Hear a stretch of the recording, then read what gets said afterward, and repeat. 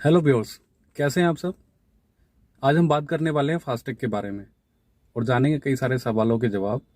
तो सबसे पहला सवाल कि क्यों लगवाएं ये फास्टैग, अगर ना लगवाएं तो क्या होगा।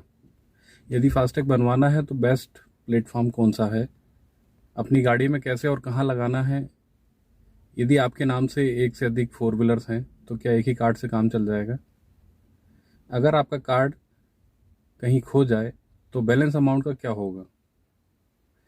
एग्जम्प्टेड पीपल्स यानी कि ऐसे लोग जिनको कि सरकार की तरफ से कोई छूट प्रदान की जाती है, तो क्या उन्हें भी फास्टैग लगवाना पड़ेगा या उनके लिए कोई और व्यवस्था है। क्या है ये 24 आवर्स के अंदर रिटर्न जर्नी की पॉलिसी, ये सब और भी बहुत कुछ जानने के लिए बने रहिए हमारे साथ इस वीडियो के अंत तक। दोस्तों, 15 फरवरी रात 12 बजे से पूरे देश में सभी फोर व्हीलर्स के लिए फास्टैग ज़रूरी हो गया है। अगर आपने अपनी गाड़ी में अभी तक फास्टैग नहीं लगवाया है तो जल्दी लगवा लीजिए। अब आप कहेंगे कि मैं तो हाईवे पे कहीं जाता नहीं, इसलिए मुझे क्या ज़रूरत है। तो ऐसा है, आने वाले समय में और भी कई सारी चीज़ें फास्टैग के साथ जुड़ने वाली हैं, जैसे parking charges, vehicle insurance, fuel और सड़क किनारे दूसरी सुविधाओं के लिए भी इसका इस्तेमाल होने पर विचार किया जा रहा है। और दोस्तों, बेस्ट पार्ट ये है कि फास्टैग के ज़रिए टोल प्लाजा पे पेमेंट करने पर कैशबैक भी मिलता है, जबकि बगैर फास्टैग के आपको दुगना टोल टैक्स देना पड़ सकता है। ध्यान रहे, आपको हर गाड़ी के लिए अलग अलग फास्टैग लेना होगा। अगर आपका फास्टैग कहीं खो गया है तो उसको फास्टैग जारी करने वाली कंपनी के कस्टमर केयर पर फ़ोन करके उसे ब्लॉक करवाना होगा, और नया फास्टैग बनवाने पर कंपनी आपकी बकाया राशि को नए अकाउंट में ट्रांसफ़र कर देती है। अगर आपने अपना वाहन बेच दिया या ट्रांसफ़र कर दिया है तो आपको फास्टैग जारी करने वाली कंपनी को सूचित करना होगा। जो भी एग्जम्प्टेड पीपल्स जैसे नेवी, आर्मी, एयरफोर्स वाले या फिर पॉलिटिशियंस हैं, इन सभी को नेसेसरी डॉक्यूमेंट सबमिट करके फास्टैग बनवाना अनिवार्य है। यदि आप 24 आवर्स के अंदर रिटर्न होते हैं तो आपको दोबारा टोल नहीं देना होगा। इसका कैलकुलेशन जाने और आने के टाइम के आधार पर ऑटोमेटिक सिस्टम द्वारा किया जाता है। फास्टैग बनवाने के लिए कई सारे ऑनलाइन प्लेटफॉर्म अवेलेबल हैं, जहां आप ऑफर्स चेक करके ऑर्डर प्लेस कर सकते हैं। वैसे मैंने पेटीएम से परचेस किया है। जब ये आपके पास आता है तो कुछ इस तरह से दिखाई देता है।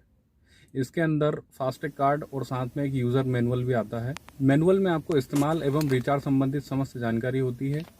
पेटीएम फास्टैग का एक और सबसे बड़ा फ़ायदा ये है कि पेटीएम ऐप के द्वारा ही आप payment history, FASTag balance, recharge जैसी सभी जानकारियाँ मिल जाती हैं।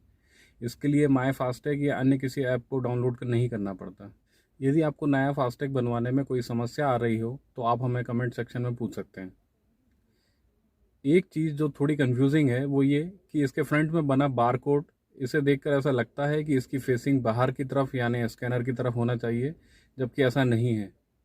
फास्टैग को कार के विंड स्क्रीन के ऊपरी भाग के बीच में गाड़ी के अंदर से लगाएं। हमेशा फास्टैग स्टिकर की चिपकने वाली तरफ को बाहर की तरफ रखें।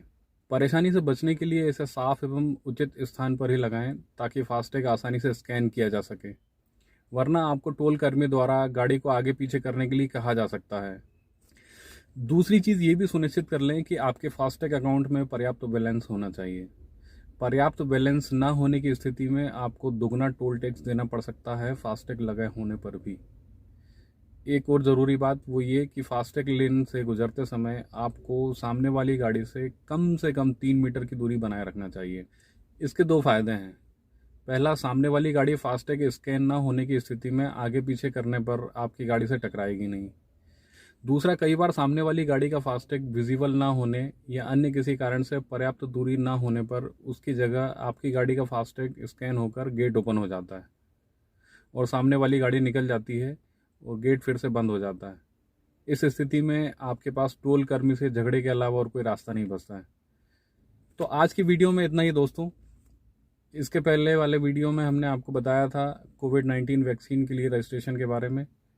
अगर आपने अभी तक उस वीडियो को नहीं देखा है तो नीचे डिस्क्रिप्शन में दी गई लिंक पर क्लिक करके आप उसे देख सकते हैं।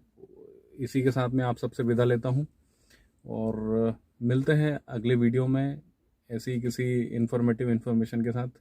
तब तक के लिए जय हिंद, वंदे मातरम।